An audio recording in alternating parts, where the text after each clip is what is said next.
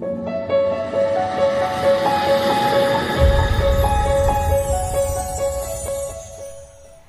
guys, selamat datang lagi di Cerita Maya bersama saya Maya Anantia. Kali ini kita kembali lagi di segmen Mysterious Story.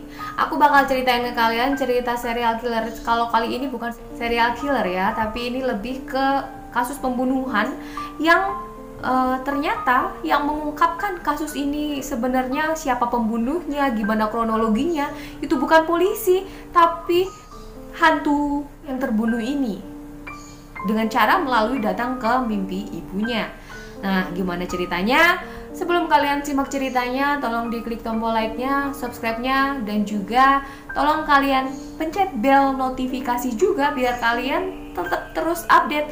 Kapanpun aku upload video, kalian dapat notifikasinya. Karena YouTube sekarang ini, kalau kalian gak nyalain bel notifikasi, kalian juga gak dapet info kapan aku upload video. Dan juga kalau kalian gak sering komen, kalau kalian gak sering like, kalian juga gak bakal dapat notifikasi aku perkembangan terbaru aku. Jadi ya gitu deh.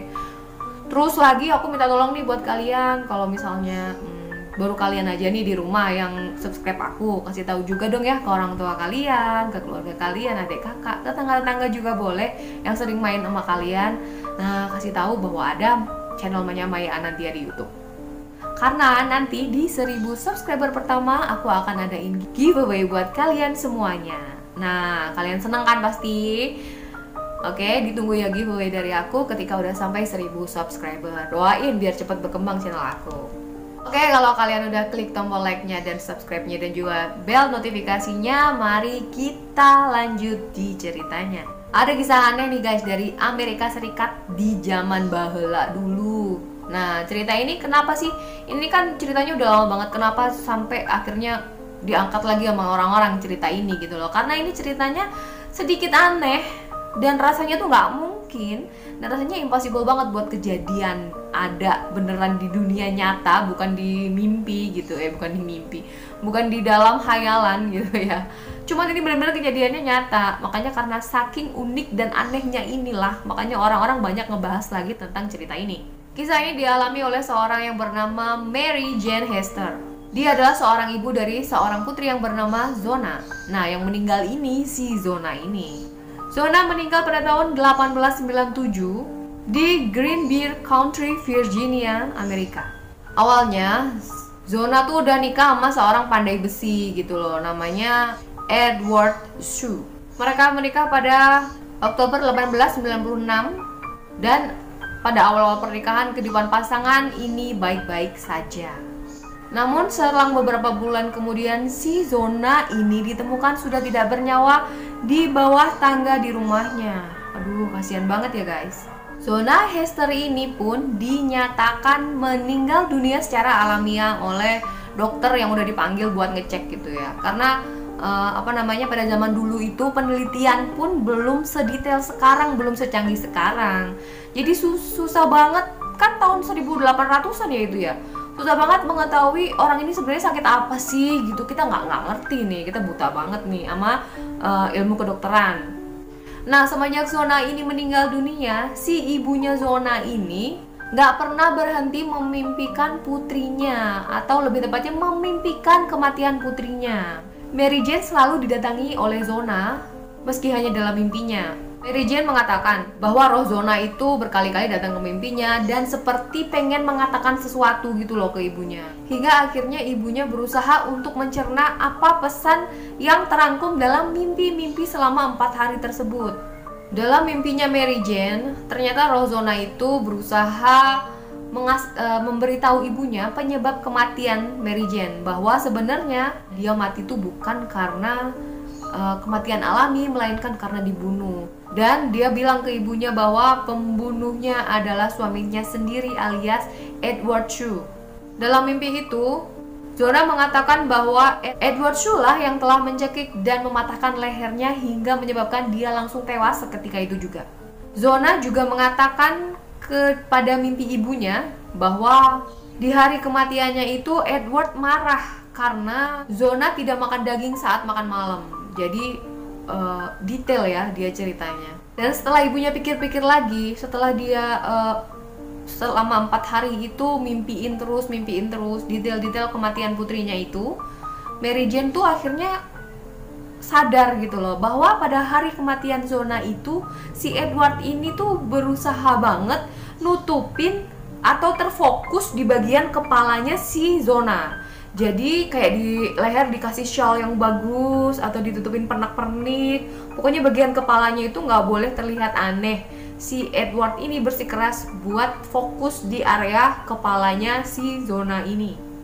Edward tuh kalau di depan keluarganya tuh ngomongnya begini nih, aku tuh pengen ngasih istriku tuh tempat istirahat yang paling nyaman. Jadi bahkan kepalanya tuh dikasih bantal, lehernya dikasih shawl, terus shawlnya itu ditutupin dari kepala sampai ke leher gitu loh. Jadi biar nggak kelihatan bahwa mungkin di lehernya ada memar. Yang namanya leher dijekik dan sampai patah tulang lehernya tuh kan pasti bagian sini memar ya.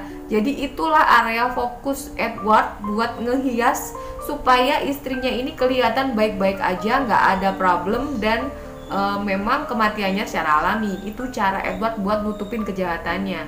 Dan dia memang berusaha supaya terlihat baik-baik di mata keluarga dengan cara gitu. Dia ngomong sampai dikasih bantal segala kan, dia ngomong ke keluarganya bahwa dia pengen istrinya ini beristirahat dengan tenang.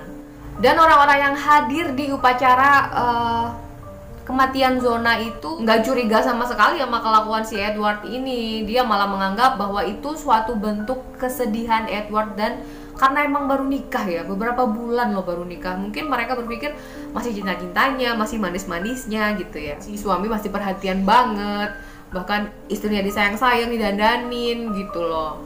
Si orang yang hadir pada pemakaman itu berpikir seperti itu. Cuman si ibunya Zona, ya namanya ibu, sekali lagi ya, yang namanya ibu gimana pun juga pasti perasaannya tuh lebih kuat gitu ya. Si ibunya ini tuh berpikir sebaliknya daripada apa yang dipikirkan orang-orang yang hadir di pemakaman itu. Setelah dimimpikan bermalam-malam oleh Zona, Mary Jane pun akhirnya menemui seorang jaksa penuntut bernama John Alfred Preston. Setelah ketemu sama si John, akhirnya si Mary Jane ini menceritakan mimpi-mimpinya yang dialami dia dengan detail. Dan untungnya jaksa ini pun setuju untuk menerima kasus itu. Jaksa John pun akhirnya menggali kuburannya Zona untuk memeriksa tubuh Zona itu untuk diotopsi untuk yang kedua kalinya.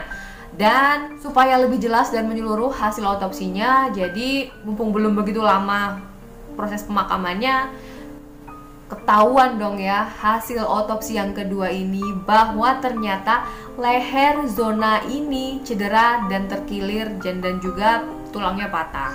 Terkilirnya ini di antara vertebrata kedua dan yang pertama. Batang tenggorokan Zona juga hancur, dan hal ini yang membuktikan bahwa Zona ini matinya karena dicekik. Setelah menerima hasil otopsi, akhirnya Edward Shue tidak bisa mengelak lagi. Edward kemudian ditangkap dan dijatuhi hukuman seumur hidup di penjara Mountfield. Dan semenjak peristiwa itu, roh Zona Hester dikenal dengan sebutan hantu Greenbrier. Ya, itu tadi cerita yang memang sampai sekarang tuh masih ada juga. Orang-orang di area Greenbrier itu sampai bikin ini kayak gini nih, papan kayak gini untuk menceritakan cuplikan kisah gimana meninggalnya Zona. Jahat banget ya suaminya. Padahal dia seorang pandai besi. Yang namanya seorang pandai besi kan biasa memukul besi. Otomatis dia punya kekuatan yang kuat banget ya buat memukul-mukul benda sekuat besi itu. Jadi ya tulang leher kita mah apalah-apalah guys. Sekali brek begini karena dia biasa mukul sesuatu yang keras ya pasti langsung patah. Pasti itu hal yang mudah banget buat dia gitu loh. Jadi gitu cerita buat hari ini guys. Terima kasih buat kalian yang udah nonton. Jangan lupa di like videonya, jangan lupa di subscribe juga channelnya, dan nyalakan bel notifikasi biar kalian tahu juga kapan aku upload video terbaru.